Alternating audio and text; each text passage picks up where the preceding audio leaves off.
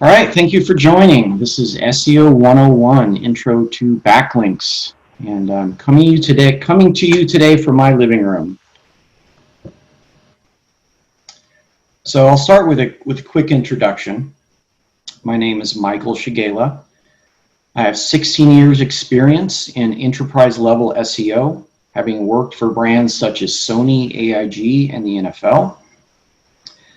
I am a former marketing executive at one of the 10 largest renewable energy companies in California. I'm a San Diego Business Journal Information Technology Executive of the Year award winner and finalist for San Diego Top Tech Exec. I work directly with Google's Brand Accelerator team as a consultant, bridging the gap between Google's AI algorithm and corporate brands. And today I prefer my home office to the corporate world. But enough about me. Let's get started here. And like we said, there will be a Q&A session at the end. So what I'd like to start off with is a quick overview of what Google Organic Search even is.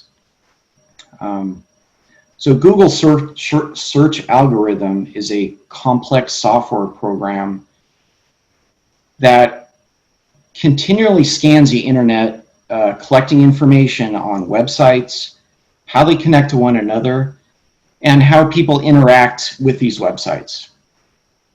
Now, Google uses this information to deliver search results users will find useful. For example, someone searches yoga for cows. Google will search its database of information, find all websites with information about yoga for cows, and delivers these websites to the user ranked in order of relevance. And generally this happens in less than a second. But how exactly does Google decide this rank? So for a niche, non-competitive search like yoga for cows, there may only be one relevant website in Google's database, which would make it the clear winner for the #1 position in search. So in my screenshot here, which I created this, you're not going to see these results. If you search for yoga for cows, that one yoga for cows website is right at the top. And after that, Google does its best to deliver websites and information that it thinks that the user doing the search would find valuable. But what happens when there are many similar websites?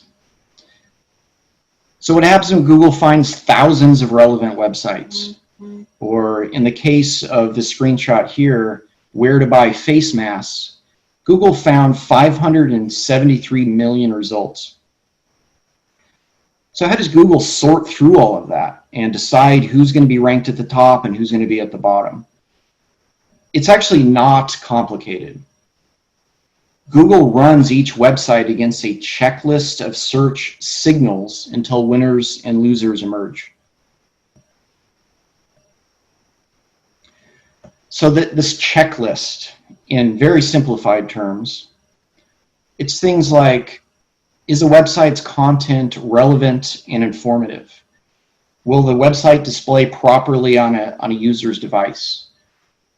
Is a user located in close proximity to this business? Does the website use a secured HTTPS connection? How long has a website been live? Have previous website visitors stayed long and visited multiple pages? Can the website be easily navigated by people with disabilities? Now, Google will extend this list as long as necessary until it can sort these winners from losers.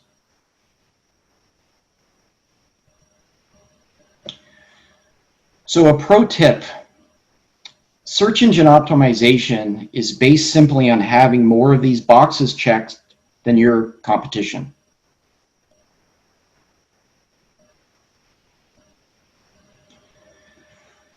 So also included in this checklist of how Google ranks websites are backlinks. In fact, backlinks are perhaps second only to content when Google is just trying to decide where to rank a site. A backlink is simply a link from one site to another site. So in the screenshots here, over to the left, you can see pavement reconstruction. That's a backlink to a pavement company. And this backlink is embedded within a paragraph of text. Over to the right, you can see a backlink that's embedded in a blog comment, Cheap Silver Earrings UK. Or a backlink can also be an image.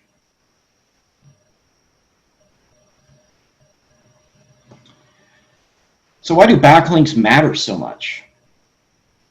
Well, a backlink to another site is considered an endorsement or an upvote that the site being linked to has valuable, relevant information.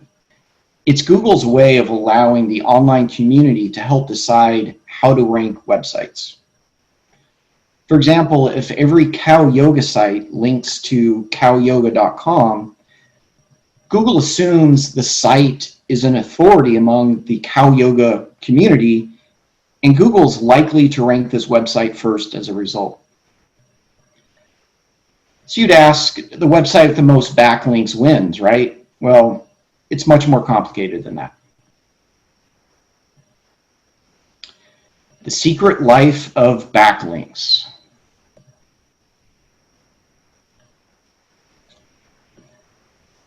So there's many different types of backlinks. They're not all the same.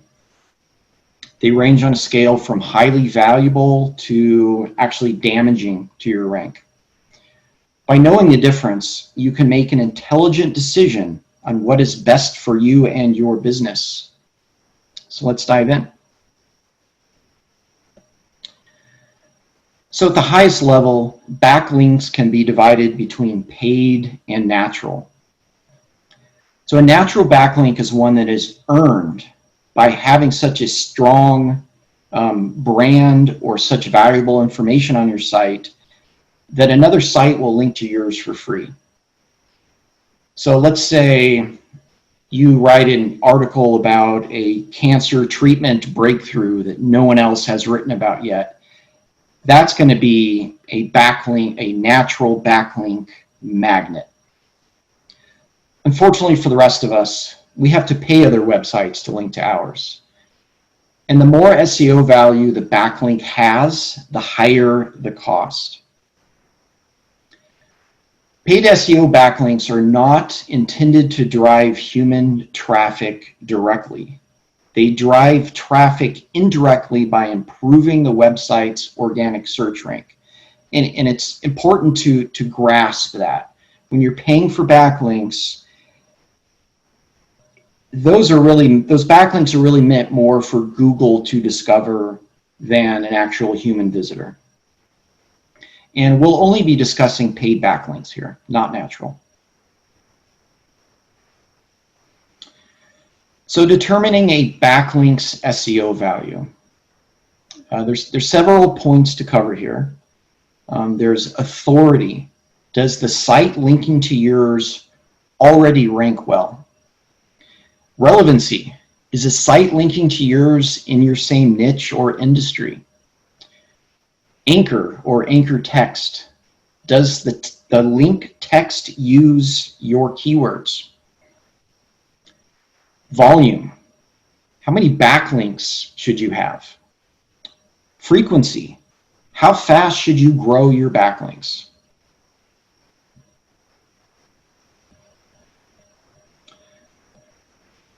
So starting with backlink authority. Authority is just a fancy way of saying if a website already ranks well. The higher the authority, the more SEO value will be passed in that backlink. So for example, a backlink from Tesla.com is going to have maximum SEO value. A backlink from Joe's Neighborhood Car Parks.com, probably minimum value. unless you have a very large budget, you have to learn how to make minimum value backlinks work for you.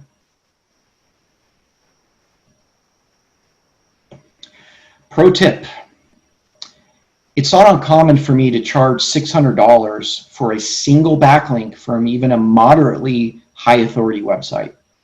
In this example, WebMD, there's a backlink embedded in here for protein. And I can guarantee you that this backlink costs, in this case, probably thousands of dollars for this one backlink.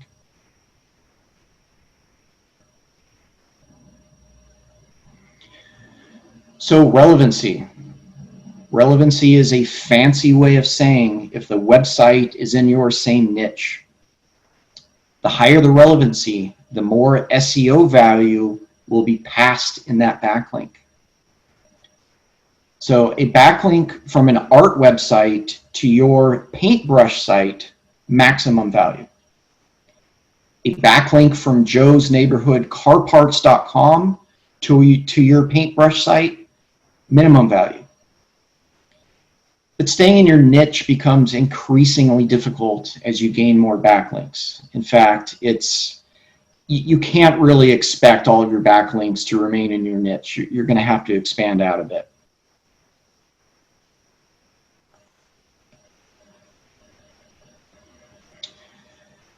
So anchors or anchor text. So now we're getting into something you have control over. Your vendor, your backlink vendor should always ask what keywords you want used as your anchor text.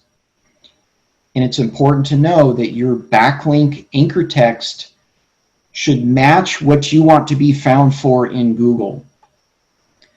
So in this case,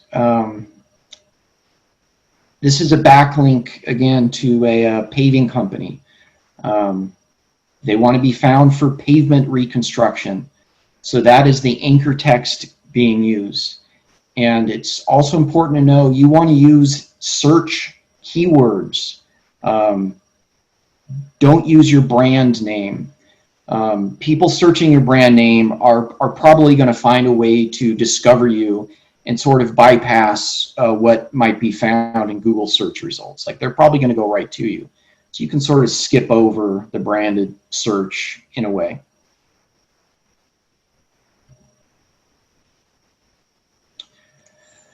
So another pro tip, and this is perhaps my favorite one, is that if you are in a competitive industry, don't go directly after the highest value keywords. Go after the niche keywords that other people are overlooking. For example, Tesla car parts, that's too competitive. Flux capacitor for a 2016 Model S, that's much easier to achieve. And start with keywords you're already ranking for. It is much easier to get one of your page 3 keywords onto page 1 than something you're not already ranking for at all. And see who already ranks for the keywords you want. If page 1 is dominated by big brands, it's unlikely that you're going to get in there. And part 2 of this pro tip, there's a screenshot on the left, screenshot on the right. The one on the left, buy face masks. That's dominated by Amazon, Vogue, Etsy. You're probably not getting in amongst those folks, at least not on page 1. But instead, if you go after buy kids face masks in San Diego, well, now you're up against Fam Diego, Scripps Mag, and what looks like the zoo's gift shop, perhaps. You can get onto this page 1.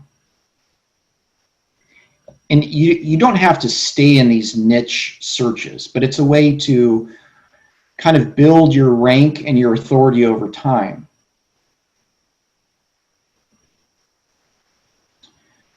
So volume. How many backlinks should I have?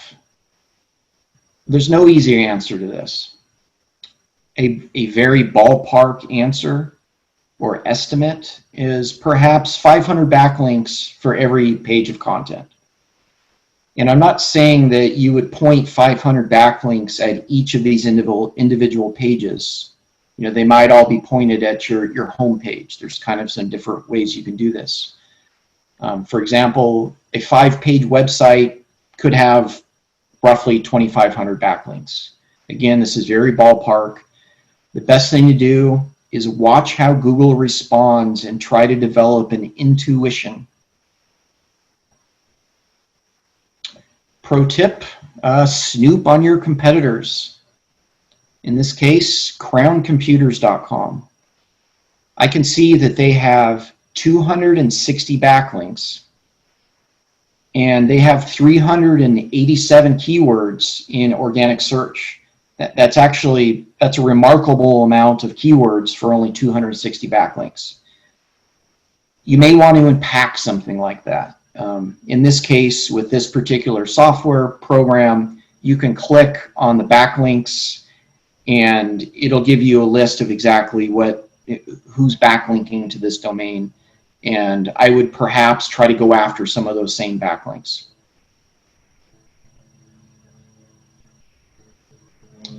Backlink frequency. How fast should I acquire backlinks? Again, there's no easy answer to this.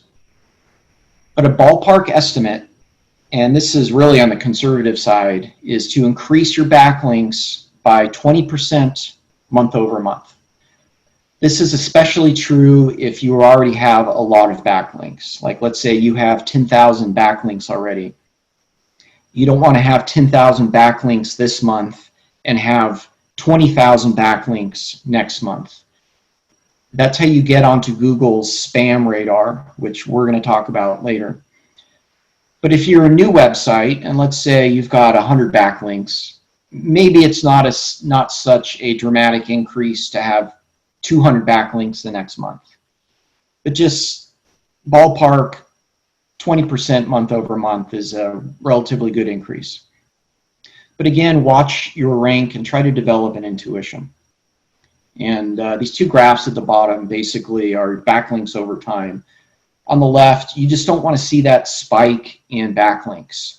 You want it to look like the one on the right, where over time your backlinks sort of ramp up. This looks more natural to Google. And risk. I'm probably asked the most about risk than in any other questions. Paid backlinks are technically against the rules, but Google mostly looks the other way. Primarily because it can't tell the difference. It doesn't know what partnerships and what you're doing behind the scenes. It can't tell really if a backlink was paid for or not. And it would open up the web to negative SEO attacks. If Google were to drop a website in rank for having paid backlinks, there'd be nothing stopping you from launching paid backlinks at your competitor and pulling them down in rank. And Google does not want to start a negative SEO attack environment. Also, backlinks encourage the flow of traffic, keeping users on the web longer, which also ties into that backlinks just provide Google with valuable behavioral data. Google wants to see what people are clicking on. And Google's likely to ignore paid backlinks when discovered, not issue a penalty. There's a distinction here that's important that you know. In the most egregious and rare cases, Google will sometimes issue a manual warning to a website. And if that website doesn't take corrective action, they can be kicked back a few pages or even eliminated from search altogether. But this is exceedingly rare. What's more likely to happen is if you've got a 5-page website and suddenly you've got 100,000 backlinks, what Google will do is it will not penalize you, but sort of remove the SEO value from those backlinks, which might set you back and rank a little bit, but you're not being formally penalized. And in fact, it's not usually the case that all of your backlinks are, that the SEO value of all your backlinks are reduced. It's usually that Google will discover maybe one website that's backlinking to you and will eliminate just the SEO value of the backlinks coming from that one domain, not your entire backlink profile. But both these cases are very rare.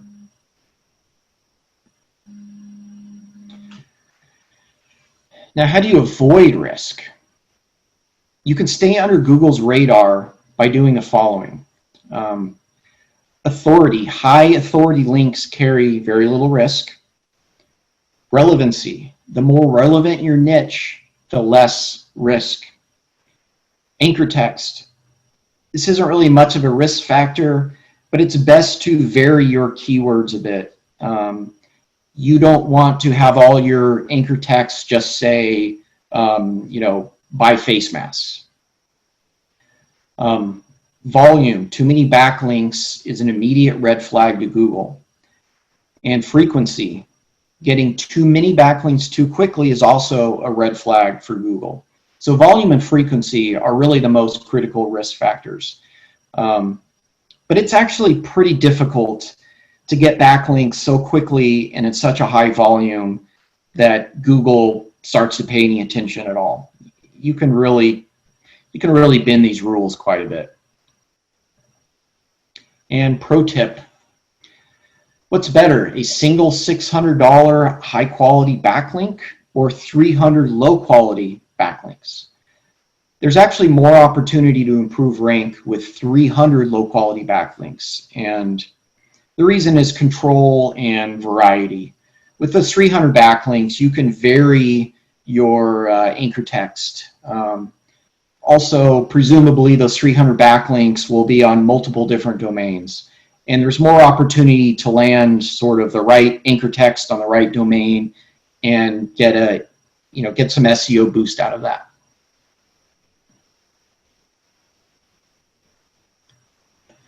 So there's some terms you're going to come across frequently. One of them is PBN. This is Private Blog Network. This is a network of websites owned by a single organization for the purpose of monetizing backlinks. Some of the sellers that you're going to buy backlinks from might own 100 different websites, and at face value, they're meant to look like just a regular natural website that would be on the web. They build content, they add value, but really those websites are just meant to monetize the selling of backlinks behind the scenes. Blog comments, this is embedding a backlink in a blog, forum, or video comment. This is a way to get a backlink onto a domain that maybe isn't in the business of selling backlinks. Sometimes you can kind of sneak a backlink in there by commenting on a blog post. DA and DR, domain authority, these are just an estimation of the authority a website has on a scale of 1 to 100. Outreach. This is a manual process of contacting site owners for backlinks. So in theory, you don't have to pay for backlinks at all. You could make a list of 100 websites you'd love to have a backlink from and just start reaching out to these to the owners of these websites and just ask for backlinks. I can tell you from experience, this is a grueling process and most of them aren't willing to do so, but it can be done. Drip feed. This is placing backlinks slowly over time to avoid Google's radar.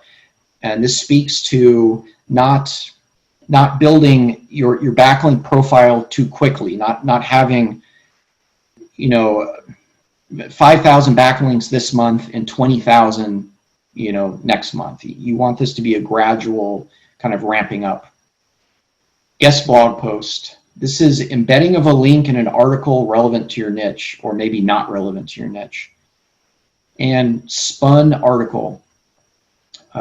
This is an article often used in a guest blog post or PBN, written by software, not a human author.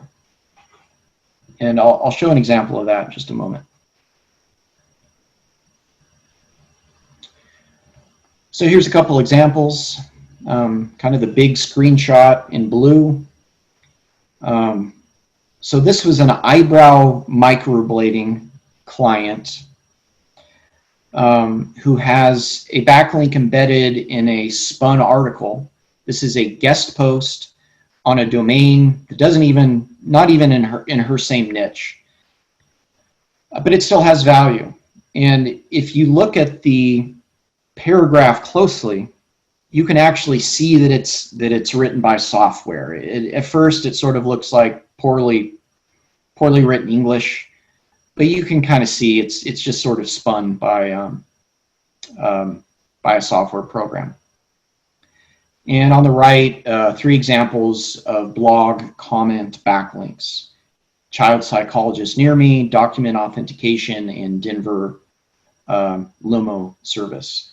Now, these might look a little spammy, low quality to you, but this is sort of the reality of backlinking, unless you've got a really high budget.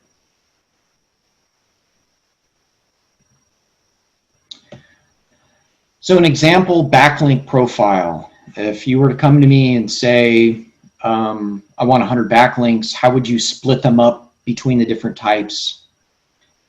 I would perhaps do 10 high authority, high relevancy backlinks. Of this 10, maybe some of them you paid a lot of money for, maybe some of the others you did some outreach, or maybe some of them are natural backlinks.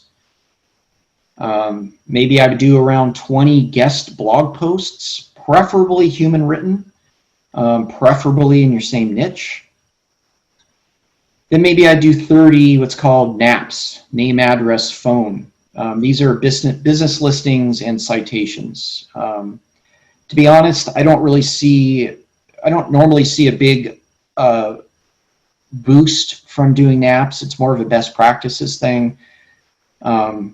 And you sort of only have to do it once and never again. And then the remaining 40 would be sort of these low authority, low relevancy backlinks. And keep in mind, drip feed, variety of domains, multiple keywords, things like that. You just want to mix things up a bit. You don't want all your backlinks from one domain or just mix it up the best you can. So choosing a seller. So doing a search on Fiverr for backlinks will result in about 10,000 different gigs, which is great. You want a lot to choose from. This is literally a gold mine of backlink services at your fingertips. But how do you sort through these folks? So it's all about reviews. You want a seller with 5 stars and lots of them. It's okay if maybe they're in the 4-star range, something like that. But you want them to have a lot of reviews. Someone with only 3 reviews and 5 stars doesn't carry a lot of weight. But in this example, this seller has over 1,000 5-star reviews.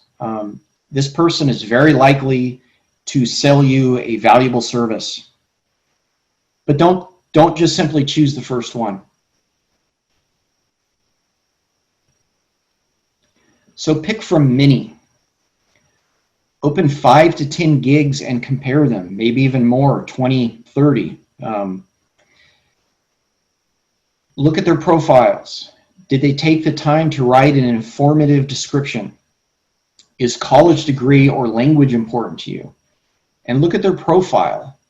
Are there other gigs SEO related, or are they kind of hopping between different services?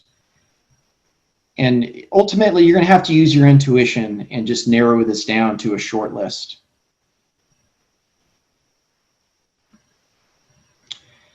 And perhaps most important is to contact these sellers before you order. Ask questions. What makes you different? How fast can I see results? What happens if your backlinks don't help my rank? How willing is the seller to answer your questions? Tell them you want a list of the backlinks when the order is complete. Now, this is more about getting a feel for the seller than getting actual results. You can quickly discover what level of communication you can expect from these people. It also indicates to the seller that you have high expectations. And a pro tip, stay away from high volume, low price backlink packages. So in this screenshot, 10,000 high quality backlinks for $10, probably not. And try to identify resellers. Many sellers on Fiverr simply resell other people's gigs at a markup without adding value. Now, reselling is fine, but as long as they're adding value in the process.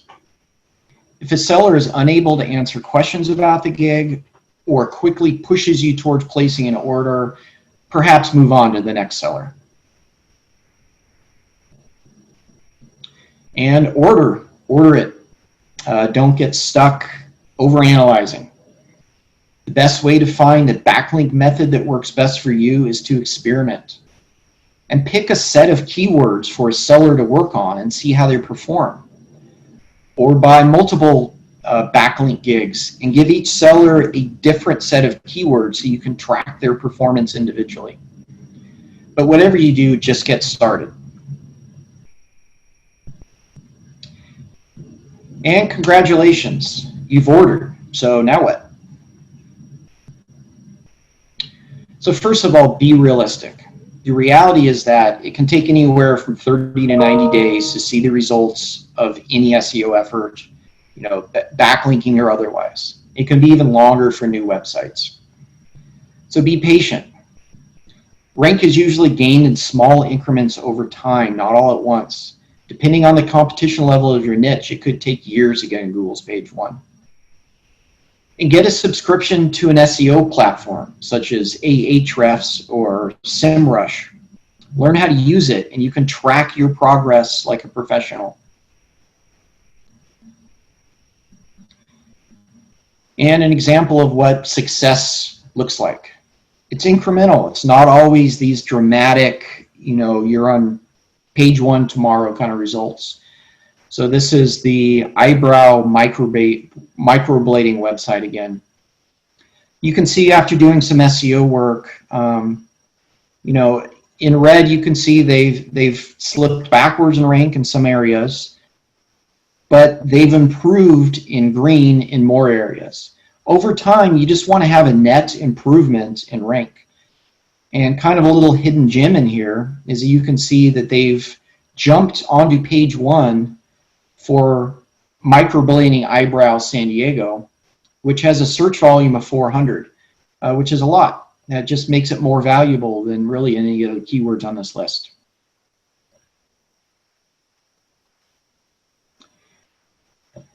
And that is the end, sort of. Let's do some Q&A. That was fantastic, Michael. Thank you so much. Thank you. I certainly learned a lot about SEO, so I appreciate that. Awesome. So we do have a lot of questions, so let's try to get as many as possible.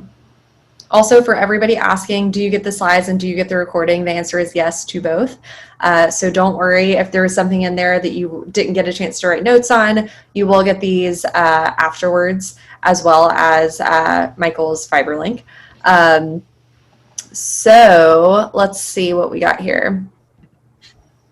We have Emily asking, how do you evaluate and quantify the value of one link?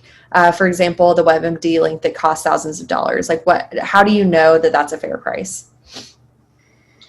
Well, in that particular case, that website is going to set that price. I have to reach out to them and basically just ask, There's a bit of negotiating. Maybe I can say, well, you know, my client isn't going to pay that price. Is there a different article on your website that maybe is less expensive?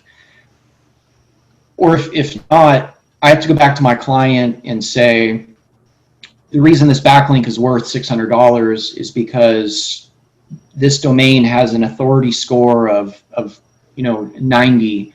Or maybe I can point to an example of another website that they're backlinking to that is ranking well as a result. Perfect. That makes sense. Okay, we have Dr. Browning asking, well, he says he just finished writing a book, congratulations, and is planning to self-publish, excuse me.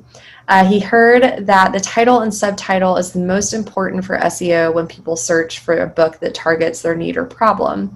This book will help readers solve many kinds of problems like anxiety, depression, and addictions. So the question is, should we put several of these problems/symptoms in the subtitle to increase the probability of people finding the book on Amazon or Google? Yes. What I like to tell people is, yeah, the more of your search keywords you can have in the name of your product or the title of your book, the better. But don't do it so much that it sort of kind of damages your brand. There's sort of some middle ground there, but yes, it is absolutely helpful. Perfect. So you don't want to make it like too wordy and too obnoxious, but you want to strike the right balance of sounding natural, but yeah. Yeah, and actually the same thing's true of picking a domain name. Years ago, if you picked a domain name that was stuffed with keywords, Google responded well to that. Like the eyebrow microblading website that I use that as an example, their domain name is like San Diego Microblading. But they actually, when you go to their salon, they have a different brand name.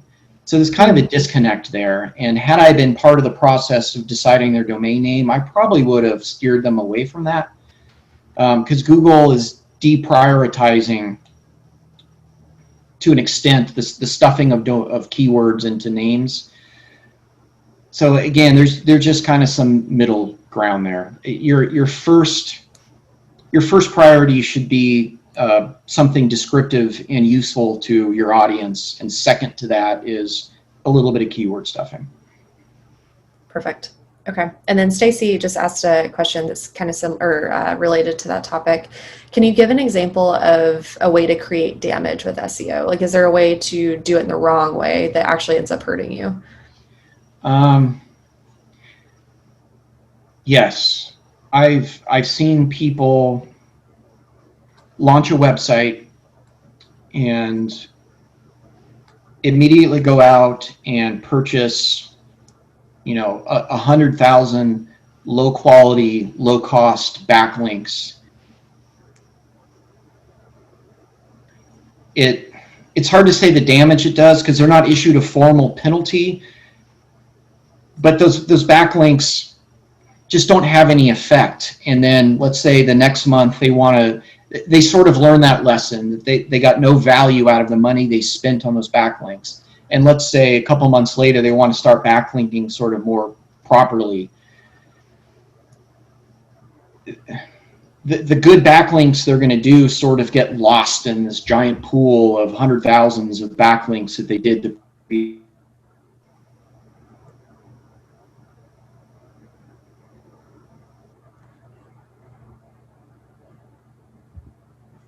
Oh, Michael, I think you might have frozen just a little bit.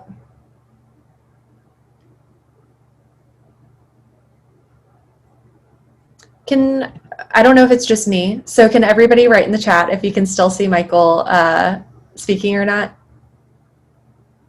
He's gone. He's frozen. Okay, cool. We'll give him thank you for letting me know. We'll give him just a minute to maybe refresh his Wi-Fi or something. Hopefully he'll come back in just a few minutes. But in the meantime, make sure you're putting all of your questions in the Q&A because we will still have about 10 minutes once he comes back on to answer some questions. All right, it looks like he's fully gone now, so give him just a minute. Sorry, guys. It's the beauty of online events. You just never know what's going to happen. Can you give me like an exclamation point in the chat, or maybe a smiley face or something if this was super helpful for you guys? We always want to have your feedback. Or if there's something that you were expecting to learn today and didn't learn, I would also love to know that too, so we can make sure to include that in future webinars. All right, I got some smiley faces and exclamation points. Awesome. Good. Cynthia says that's super helpful. I'm so glad, Cynthia. Great. We'll give Michael maybe like 60 more seconds to pop back up. Ah, there he is. Hello. Are you back? I hope so. Good. Okay, perfect. We were just hanging out in the meantime. Okay. We put some smiley faces in the chat if this was helpful, and it seems like it was, so that's a good thing. Okay. So you were talking about backlinks, like an overage of backlinks. So we can spend a little bit more time on that, and then we'll move on to another question. Yep. Okay. So I'm not sure exactly where I lost connection, so I'll restart that question, which is an example of damage to through backlinks. Let's say someone launches a new website, and that very first month they go out and buy 200,000 cheap backlinks, and their rank does not improve. They sort of learn that lesson. The money they spent was wasted, and now they want to start backlinking properly. So let's say the next month they kind of start small and start trying to ramp up. Well, those kind of properly placed backlinks are now sort of diluted by the fact that you've already pointed 200,000 cheap backlinks to this domain, and you kind of have to dig yourself out of that hole. Or there's a famous case with JCPenney many years ago where they were using improper backlinking techniques, got warned by Google, did nothing about it, and Google actually removed them from search results. Oh my goodness. And they had to work their way back in. But I do want to stress, though, it's actually very difficult to get penalized for backlinking. You can be pretty egregious before Google's going to do anything beyond just sort of ignoring your backlinks and making it a waste of your money. Perfect. Okay. This question, I'm not totally sure what they're asking, but it's probably because I'm not an SEO expert. So I'm going to ask this one, Michael, and then if you have a follow-up question, we can get some more information from them. So is there any value of no follow backlinks, like as a profile backlink, a Q&A backlink, or a content sharing backlink? Yes, absolutely. Especially in the case of a brand mention. If your brand is mentioned anywhere in the internet, linked or not, Google sees that as you being part of the online conversation. And kind of more specifically, like do follow, no follow, Google is starting to pay less attention to what the webmaster decides should be followed or not followed. So there's a lot of gray area over the value of even tagging a link either way. But I can promise you that I've seen stuff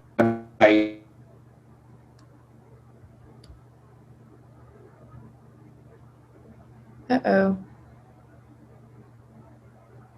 follows, but no follows absolutely have value as well. Perfect. You broke up for just like the last sentence of that, so do you mind repeating that just real quick? Yeah. So do follow backlinks are, of course, likely to have the most value, but no follow backlinks also have value. Perfect. Okay, we had some questions in the chat, so let me track those down. Okay. As a company with a low page domain authority, you want to contact a company for a backlink opportunity. So as a site with the lower page / domain rank, what are you able to offer the better ranking company besides money? Or is there anything you can offer them besides money? I'm not sure I understand the question. So it sounds like they want a backlink to someone else's page who has a much more visited website. So I guess the question is there any way to incentivize that company to give you a backlink besides just paying them? Yeah. One thing you can do is just make sure that the page, like create a page on your website with just such an awesome article, or it's so informative, or it has a video or an infographic that just would add a lot of value for this other domain to link to. Or you could even reach out to this other domain first and ask them, like, look, what information would I have to put on a page for you to link to? It doesn't always work, but you can make these arrangements without exchanging money. Perfect. And then I heard you mention a couple softwares at the end, but maybe we'll just go back over those really quickly. Craig is asking, what software is best to check backlinks on my site and competitors? It's sort of a tie between ahrefs.com and this other platform called semrush.com. They're very similar. I happen to use ahrefs, but both of them sort of crawl the internet the same way Google does and discovers all the backlinks between websites and tries to sort of mimic how Google would rank a website and provides you that information on a dashboard. And you can essentially look up any website on the internet and see who's backlinking to them. Okay, great. And I'm familiar with SEMrush. How did you spell the second one? Well, it's tough. I can say it, but it's probably still not going to make sense. ahrefs.com. ahrefs. Okay. I was just going to toss it in chat so everybody could Google those. Yeah. Perfect. Thank you. And then I think we had one more in the chat. I'm just looking through so I make sure I don't miss it. So Catherine was asking, she said she attended another SEO webinar recently and they told her not to pay for backlinks. So can you go over kind of the pros and cons about why you would or wouldn't go into backlinks? I know you mentioned there was like some risk involved. So can you kind of give us the pros and cons for that? Yeah. The con side of things is that backlinking for SEO purposes is a little bit gray hat. It's sort of technically against Google's guidelines to create a backlink just purposely for the only purpose of boosting your website's rank. And if you read enough articles, Google will claim that they're deprioritizing backlinks in exchange for doing other kind of white hat methods. But the reality is backlinks still absolutely matter. It's extraordinarily difficult to rank a website in Google without some sort of backlink strategy. That's just sort of the reality of it. Even if Google kind of wants to back out of this kind of system of ranking, it's really hard for them to unwind, 10 or 20 years of using backlinks to rank websites. So in a perfect world, you could rank a website without paying for a single backlink. You would create such an amazing website with such amazing content that you just attract natural free backlinks. But that's just not the reality for most people. If you're starting a Shopify store for selling face masks, you're just not going to, it's just going to be very hard to attract natural backlinks. It's sort of the best way I can explain it. That's fair. That's fair. Especially as a new company. Try to have one foot in both sides, but you're just not going to make much progress with that backlink strategy. Perfect. Alrighty. Also, Michael, can you copy and paste your Fiverr profile link in the chat just so people can easily access it?